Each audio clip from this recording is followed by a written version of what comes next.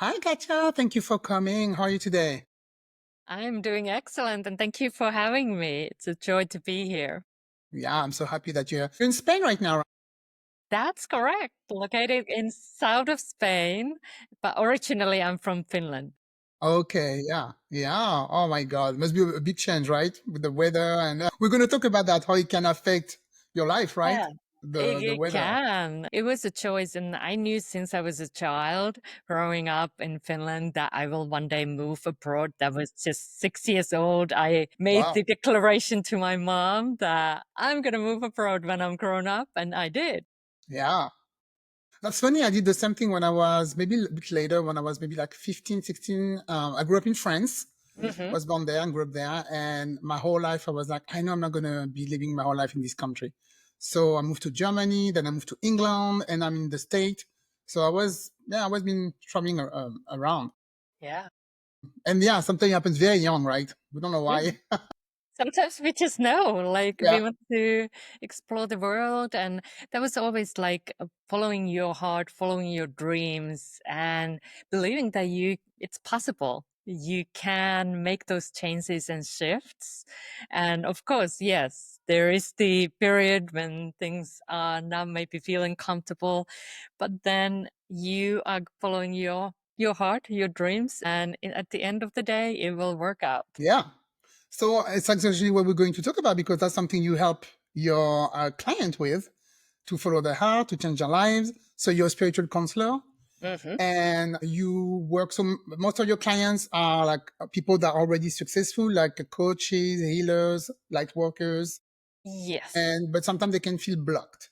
So before we start talking about what you do exactly, something happened in your life very young, and that was the something deeply personal, like a tragedy happened when you were 16, right? And that moment shaped your path toward what you're doing right now. Do you want to talk to us about that? Sure, because that was a time when I was 16. It started really wonderfully. I fell in love for the first time. And maybe you remember as well the first love. And all of a sudden, the world is just so much more beautiful. And you feel the butterflies in your belly when you're with this special person for the first times and meeting him. And then, though, my love story did not end with the happily ever after, unfortunately. It ended very suddenly when I heard the news that my boyfriend had died by suicide. And that was so overwhelming for me to hear the news, and the grief was like a wave of tsunami. Like I felt like I can't breathe even that moment. It was such a shock into my system, and it felt like my heart just crumbled in thousands of pieces. And that put me into a very dark place for a long time because I started blaming myself, as many who have lost a loved one to suicide, you just start asking why. And I felt like, as I was intuitive already at that time, that I should have known. I should have seen somehow it coming. I should have been able to save him. And as I was not, then I started feeling that I wasn't enough. I wasn't like attentive enough, attractive enough. Of course, 16-year-old mindset, like I just put it on me that if I would have been more, he would have chosen to stay. And that made me spiral a very dark place and almost followed his footsteps. Luckily, at the end hour, there was this powerful light coming through into my very dark mind. And that reminded me of love, and that helped me to turn around and make that choice to continue here, choose life. And I am so grateful for that, in a way, opportunity to continue here, the gift of grace that helped me to choose life and living. And that's something that put me on the spiritual path because I started looking for those answers, but I couldn't find them anywhere else than spirituality. And later on, thanks to spiritual teachers, I started seeing life from soul's perspective. And I started to see that life didn't happen to me, it happened for me. And that was when the shift happened within me and really gave me the courage to start sharing. Because for 15 years, this whole chapter was my deep, dark secret. I did not share about it. I just completely blocked that story within me. But then when I realized that by sharing, I can bring light to somebody else and the whole healing journey that took place, then I was like, okay, I want to share because maybe there is one person whose life can shift and change better as they hear my story. Yeah, because sometimes we think we're alone in our own Yeah. trauma, but there's so many people having some trauma or other trauma than you. And when you work as a community, it's so much better. It's so much healthier, and it can help you get out of the dark. Yeah, because So it's good that you totally. share. And totally that was what I was believing. And that was, of course, time before internet. So it was like, it really felt alone because that hadn't happened luckily in my friends' lives. So you really felt alone. And actually now I know that I definitely wasn't alone. Unfortunately, that is something that so many people in the world kind of have to go through. Like they lose loved one to suicide, and then they feel like they need to find their way through that pain and grief and navigate to a life where they can find joy again. Because that was something I didn't even believe was possible. Like I thought like I was in this prison of my past forever, and I did not see how I could ever find peace with my past. But now I can say I have found it, and I am sharing that this journey as well in my book, Your Spiritual Curriculum, the 5 steps that helped me to start gaining that peace within. And it really transformed my life, and hopefully it will support others too. But it happened to you also so young. So Yeah. that's normal that you couldn't really realize, that it wasn't your fault, right? Hmm. And so in your healing journey, what was the turning point when you realized, okay, I could rewrite the narrative of my pain. I can change what my life could be. What are like a turning point when you say, okay, this is it. I'm going to change it?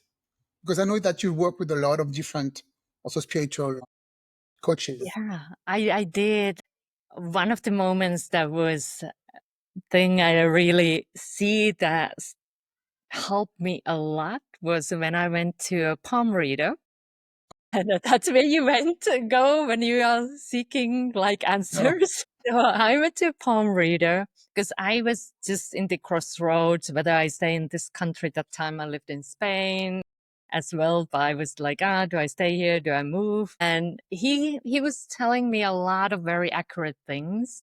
And then he shared, why don't you write? And that question was like coming straight through. And it was like, how does he know that I have a story to tell? Like, I was like, how can he see that secret that I've been hiding for all these years? And at that time, my Spanish wasn't that good. So I was like, okay, I promised there and then to say like, okay, I start writing because I didn't come up with the better excuse not to. So I just said yes. And that started my writing journey. And I knew that I want to tell this story as I was writing this book for the 16-year-old me.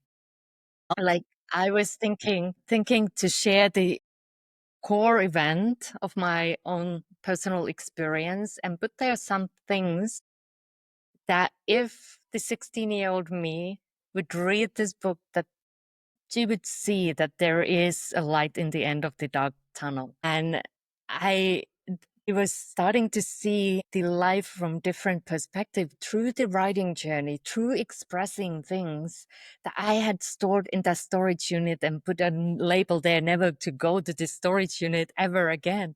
But I started looking into these chapters in my life and feeling how I could start processing the emotions that came through because those emotions were stored within me. And now I had the courage to look into them and work through them through the writing process as well. So that was really a huge shift. And it came as this mission to write a book for the 16-year-old me. So my first novel was a young adult novel that was meant for somebody who was going through challenging times and wanting some light, some a spark of light. Yeah, that's good to write for young people because they need. I mean, I remember when I was 16, I needed guidance, and there was not a lot out there to be honest. Mm. Like you say, there was no internet or anything like that, so we had Yeah. to read books. Yeah. Yeah, and when I was 16, actually, I didn't want support. That's why now I'm a huge Yeah. advocate for getting support. I was plucking completely because there was this thing within me, and this is sometimes common for survivors of suicide. Like, because I blamed myself. So I somehow thought I need to suffer. I can't be happy. I don't deserve to be happy. So Mm. I didn't want to receive support. I was just completely blocking that support because I was in that prison of my past and I felt like I meant to be there for a lifetime. Yeah. Yeah. So you studied spiritual psychology and spiritual science extensively. So how do these two disciplines complement each other? Because there is science and spirituality. Sometimes people think they don't go together, and you use that in your coaching work. So how do you do this? I do. And I started my journey. I first studied to be a spiritual life coach, and that was studies in UK. But then I felt like as I want to help others who have gone through adversity or trauma, I felt like I want to study more. And when I found the spiritual psychology, I was like, that master's degree is what I want because that really opened me to see life from soul's perspective. So I was so grateful to be able to attend, and I moved from Spain to US. I studied in Santa Monica, and that was amazing experience. And after that 2 years, I was like, and there is more. So that got There's always me more. that got me into studying spiritual science. And that was very curious. It was like learning to see yourself as a multidimensional human being and really as well tracking results within your personal change first. And that's where I developed the 5 steps now I'm sharing in the book, Your Spiritual Curriculum. And then we also did a service study project and we shared those steps with others and they measured their results as well. So it is seeing how this changes and really are happening within you because you learn to observe your mind, you learn to observe your emotions, you learn to observe your actions and non-actions, and then as well the spirit that is learning through all these things. So that was very interesting studies. So I did 2 years of masters and then I continued to study doctorate in this specific topic. So Oh yeah. that's where my doctorate stands for, and then from spiritual science. And I often say, like, I'm a doctor for the soul, not for the body, but for the soul. Interesting. Yeah. So yeah, I was going to ask you about the soul because you talk about aligning your success with the soul mission. Mhm. But because you speak about succeeding on purpose. Yes. So what do you mean by that? Because we always have those negative thoughts in our minds. So is it like rewriting your brain or meditating, thinking positively and trying to be successful? Think it goes beyond even that. Like it is really finding your soul's mission, your Mission. calling that is there deep within you. And it can be various things. Like for some, it's sharing their gifts in the world. For some, it's raising level of awareness. So for some, it's doing some sort of service work in the world, helping others, whatever way you can do, like finding what is it for you and then finding a way for you to succeed. Because success, the definition of success is different for everyone. That's So true. finding what is it for you. But like succeeding on purpose for me is that there is that mission. There is this thing that is pulls you forward. because you want to do what you came here to do as a soul having this human experience, and is clearing those blocks that often come this life, past life, when we have gone through challenging life experiences. Sometimes we have those limiting stories that you mentioned, like the stories we tell within, and they are sometimes holding us back from really going for what we want, as well as those emotions. Like if we try to store them, and I really tried to store them away, but they don't go away that way. They just are there and they surface like beach balls in the moments when you least expect them. They're That's like, true. then you try to shuffle them back down, like go away. So it is finding a way to clear them too, and finding that peace, and then aligning your actions, and also observing if there is sometimes non-actions. Maybe you set your goals and then a month goes by, you don't take action. 2 months goes by, so you are like postponing, procrastinating, whatever way you're sabotaging your goals. So then it's like gaining that awareness and helping you to take those steps that you need in order to really succeed and really fulfill those goals of yours that are aligned with that deeper purpose, that deeper mission that is already within you. It's funny because you just described two people that I know. One was in my 20s and really sabotaging himself all the time. And one's somebody I know now, a friend, and she's doing exactly what you're doing, what you're saying. Yeah.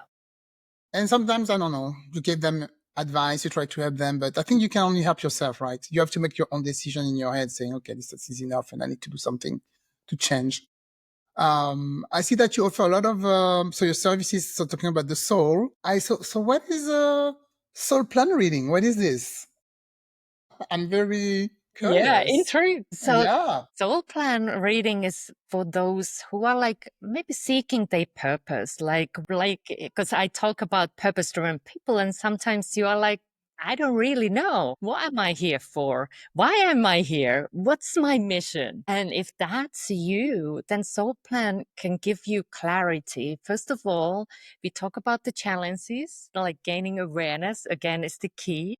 Then we discover your talents, what is natural for you, because sometimes we don't even notice them, and sometimes those talents can be dormant too. So that's something. And then we talk about the goals, like what are your goals in the soul level for this lifetime, and then the overall essence of your being, what you are here to learn.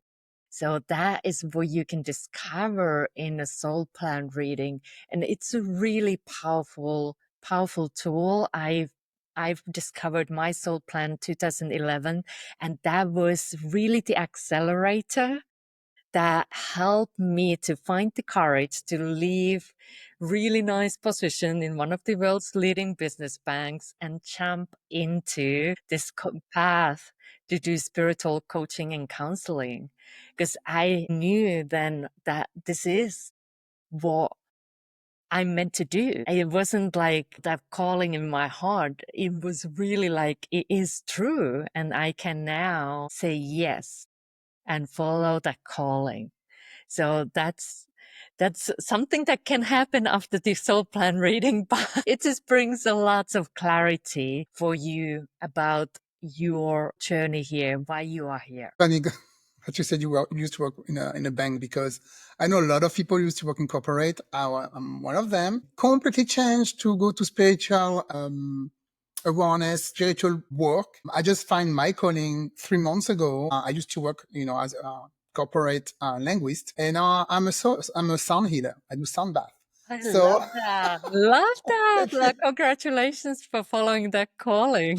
thank you. And it just happened to me, and I was like, okay, yeah, this is what I'm supposed to do. I completely leave my whole life behind. So I really Yeah, understand what you that say. takes courage. So congratulations, really, because it is, again, and it doesn't always need to be that drastic change. So just people are like, oh my, if I have a soul plan reading, then I'm gonna leave my job.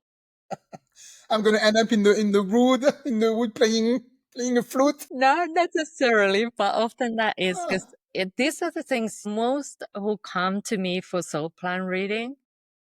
They already have kind of the feeling within, but they need that confirmation. Often when it comes from a person who doesn't know you at all and they start saying these accurate things, then you start like, okay.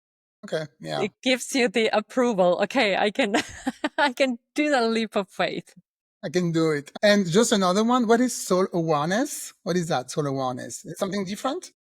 It is. It's really seeing your life from soul's perspective because I believe that was very much the thing that helped me, like moving your awareness to the higher realms.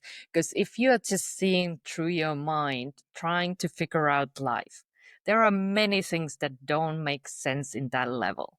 Like there is a lots of things in life and the here that is like, why is my question that I ask a lot, like, why the earth? There's Yes, so much suffering in the world and you can't find those answers from the mind level. That's really what helped me is to start seeing the life through soul's perspective.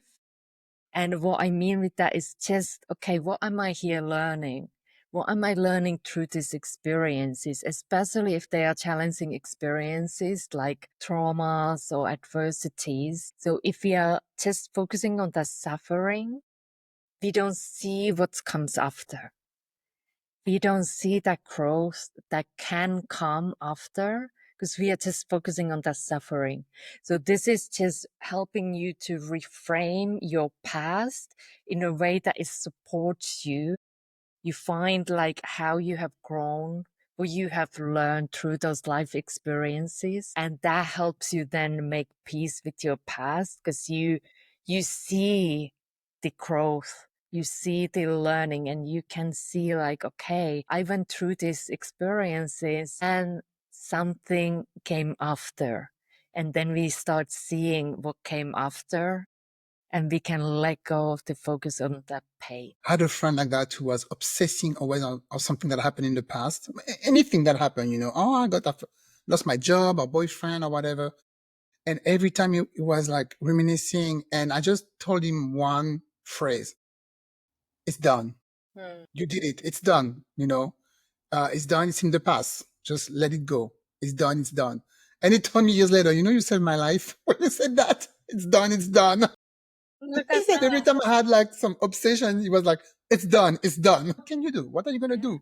You Yeah. cannot go back in time, right? Yeah. I tried. I haven't found the time machine. When you do, please let us know. Yeah. So, at the beginning of the conversation, we were talking about you moving to Spain from Finland. So, I guess having a more nice environment or lifestyle play a big role in spiritual and professional alignment. So, do you think you would have maybe the same life or the same career if you were in Finland or maybe in another country than in beautiful Spain when it's nice and sunny all Lots the of time? light Because for sure. yeah, personally, for me, the weather really work on my mood. Mm. I used to live in, like you live in England. I used to live there for 4 years. I was miserable. And I had the best job ever. I had the job of my dreams. I always wanted to work for an airlines. And I went there within 6 months, worked for the airlines, stayed there for 4 years. But I had to leave because it's never sunny over there. And the Mm. weather really work on my mood. So do you think we need something like that to have a nice spiritual life? I think it depends again. All of us have our different purpose, different mission here, which is good because for Yeah, some people, I know it sounds crazy, but some people like the weather in more northern part of Europe, like I Finland. They know. like the winter, they like the snow, they like the cold. And I'm I like, know people like well, that too. Yeah, that's not me. But I think that's again like whatever works for you, like finding a lifestyle that works for you. Maybe there are some things you like about where you are, and that's like, I can then overcome that that there it rains every now and then and all this, because then I can like, oh, at least in nature gets the water that it needs. And it's again like finding places that resonate with you and remembering that you can live your dream life. You can find a way to make it happen. So if there is something calling within you to do something different, I would start exploring it. Like in the beginning, you might not jump straight into it, but like explore and allow yourself to have your dreams. Because so often, especially if you have gone through challenging life experiences, you might start editing your dreams. Even when before they come, you're like, ah, but that can't happen. There is that voice that kind of doesn't even allow you to visualize what you really truly want, because it starts saying it's not possible, it's not for you, all these things. Just allow yourself to have that dream. Allow yourself to visualize, because that's an exercise we all can do. And then later on, you can make that conscious choice whether you want to go for it or not. Allow yourself dream at least. So this is important to dream, like visualize, what you want, right? Mhm. And you're someone also who travel a lot, Tanzania, Australia. So those places, did they influence your spiritual perspective on teaching? Going to different countries? I love going different countries because every country has their own energy. I believe all the places have different energies. You go to a place, sometimes you feel like, ooh, I really like the energy here. Sometimes it's like, ooh, this is heavy. Like I have some clearing to do here to find my peace. But I love exploring the world and finding places to visit and just checking the different ways, because when you travel, you learn, because you might be accustomed certain way, and then you see like people doing things differently, and it's like, okay, you can do it that way too. I didn't That's even think true. about it. And you Yeah, meet amazing people when you travel as well, when you are open. I am always like setting intention to meet the wonderful people I need to meet, and I like learning through them and having those joyful gatherings wherever I go. I love adventure. And so we were talking about your book. Is it the book? Will it help someone who says they have like a higher purpose, but they feel very overwhelmed and they're not, they're very unsure where to begin? So your 5 step that can that help with this? Yeah, it helps to clarify those limiting inner stories. And overwhelm is one way that we stay stuck, Yes. because it keeps us in that like, "Ooh, there is so much and we can't take the next step, because our mind is so occupied and busy with everything that is going on. So then it just brings that peace within. So it can help you to clarify the stories you are telling about the past, and that way transforming them, rewriting them, so you can really move forward and towards that dream life of yours. Because I believe we are meant to thrive here. So it is possible, but first we need to clear the path. And by that, I mean, we need to deal with what's holding us back. So if you're feeling something is holding you back and you are not really taking action towards your goals, so yes, the book will definitely bring you some insights and new level of awareness of your situation. Okay, so is it for everybody or is it for people who are already helping people? Because we talked earlier that your clients are more like coaches already, healer, light worker. Yeah. Yeah, that is for everyone, but if you're spiritually open, like Okay, yes. if you talk about like you are like, okay, talking about soul, like having some sort of spiritual level awareness, then it's for you. If it's something completely new, like I can then maybe have the inner resource that is quick relief for inner peace as a starting point. Maybe I can give that for your audience, because that guides through a quick exercise that helps you to get to peace. And that is more for people if you are not yet into spirituality. test that out because it's a low commitment. You can just check it out, and hopefully that will help you to find greater inner peace. And if you like it, then you maybe get the book as the next Great. step. Thank you. So Katja is going to give us a little peace of mind, and it's 11-minute video, right? Yes. And a Yes. quick, easy technique for inner peace. So I'm going to put that in the show notes. Thank Thank you very you. much for the gift. Yes. Love it. And before we go, can you share maybe an example of a success story from one of your clients and was able to reframe a deep narrative, maybe create a powerful ripple effect as a result? Yeah. So many of my clients that have this struggle when it comes to sharing their story, being visible, especially online. And now if they have their own calling, they have some sort of business. There is many who are challenged by sharing their work. And there is a lots of fear. So one of my clients, she was just resisting the whole social media thing. Like she was like, that's not for me. I don't want to do it. And then she was struggling to be able to reach those people she wanted to help. And I was like, okay, let's check in. Of course, it's up to you whether you want to use social media, but I'd rather have that as a choice. Not that because you don't do it because of the fear. Like then that you can choose. There are many ways to reach people, but social media is one that it's very easy to get started there. So when we started working on this, we went back to her childhood where she had heard a message that children should not be heard, like they should be quiet. Yeah, I heard that message a lot also in my community. Yeah. So I shouldn't talk. she was like, don't talk, be quiet. And that's what she still carried as an adult, as an accomplished person. She still carried the limiting story that she shouldn't share her message. She should be quiet, be quiet. And we then started reframing that moment from her memory lane, like shifting the story and what she had learned, because this was a beautiful opportunity. Then now you have a choice. You can break through the pattern. You can say, yes, my message can be heard.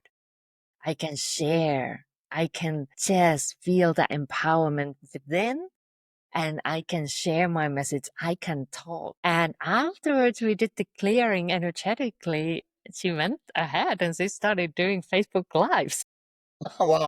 Not just posting, but actually Yeah. doing Lives. Yeah. lives. And I was like, wow, that's such a shift, like changing the story from the childhood.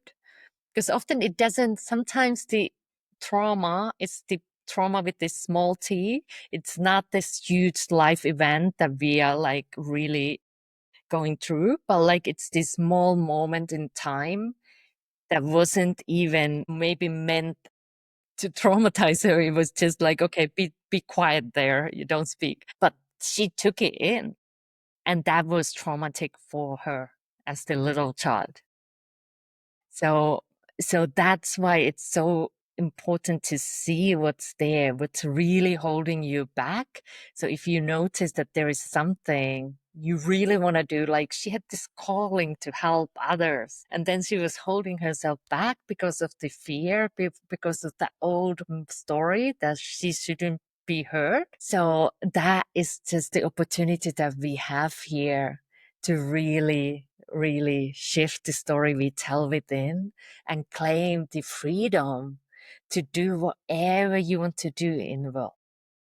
So how do you get that? Do you hypnotize her? Because how do you get to remember that that was because when you were little, they told you to? Yeah, I don't use hypnotizing, but often I create a safe and sacred place energetically where I invite whatever is ready to be healed and cleared to come forward, and people just, the memories will pop up.